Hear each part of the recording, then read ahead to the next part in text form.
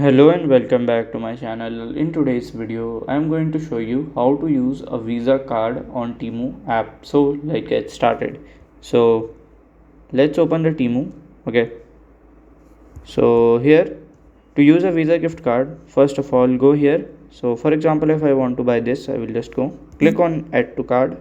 Just click on here. Okay. So it is very easy.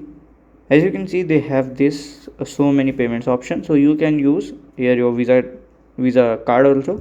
Okay, gift card. Just click on here as checkout. So here they will ask you for sign in. Just click on sign in with Google. So when you will just go click on here checkout, and you have to do checkout, and it's adding minimum like here. By adding this, you can just go to the payment method and you can add your gift card, and then you can check out. So by this way you can do it, and it's an easy way too. And if you have any question, you can let me know in my comment section. And if you find this video helpful, make sure you like, subscribe and share the video. Thank you for watching.